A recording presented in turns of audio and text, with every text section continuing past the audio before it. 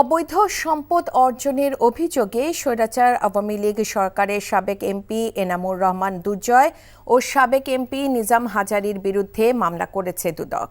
একই অভিযোগে এনটিএমসির সাবেক মহাপরিচালক জিয়াউল আহসানের বিরুদ্ধে অনুসন্ধানের সিদ্ধান্ত নিয়েছে সংস্থাটি। বিকেলে দুর্নীতি দমন কমিশনে এক ব্রিফিংয়ে প্রতিষ্ঠানটির মহাপরিচালক আক্তার হোসেন এ তথ্য জানান। বলেন, ফেনী ২ আসনের সাবেক এমপি নিজামুদ্দিন হাজারীর 18,72,84,000 টাকা জ্ঞাত আয় বহির্ভূত সম্পদ অর্জন সহ দুর্নীতির অভিযোগে মামলা করেছে দুদক।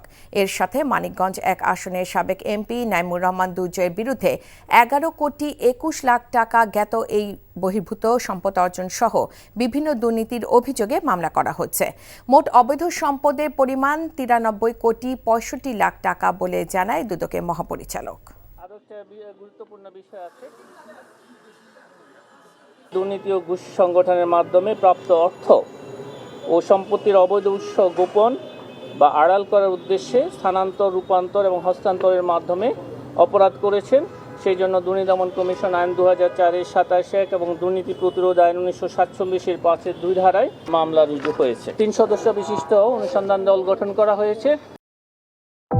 ভালোবাসার প্রথম শর্ত বিশ্বাস, যেটা আমার প্রতি কখনোই তোমার ছিল না। আমি তোমাকে বিয়ে করতে চেয়েছিলাম। চেয়েছিলে আমার ইচ্ছেগুলোকে গলা টিপে হত্যা করার পর। নিলয়ের হঠাৎ এমন চেঞ্জ আমার ভালো লাগছে না। তোমার নিলয়কে নিয়ে টেনশন করতে হবে না। আমি ভুল মানুষকে ভালোবেসেছি। আপনি ডাক্তার?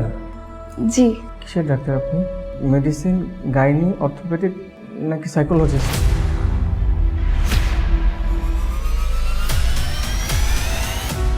ভাইয়া খুব ইন্ট্রোভার্ট। ভাইয়াকে নেশার জগৎ থেকে ফিরিয়ে আনতে হবে। আমার মনে হয় কি তোমার রেগুলার অফিসে বসা উচিত। সব তোকে সামলাতে হবে। এরকম কেস না দিন দিন বেড়েই চলেছে। আপনি কি আমার উপর রেগে আছেন? পৃথিবীতে কারো উপরে আমার তেমন কোনো রাগ নেই। নিলয় যেন কোনো রকম সিন ক্রিয়েট না করে। আপনি কি সব ভুলে থাকতে পেরেছেন? প্রেম এবং ভালোবাসা খুব পবিত্র, সস্তা কোনো কিছু না। আমি তোমাকে হারাতে চাইনি পেতে। Love is not enough in the world.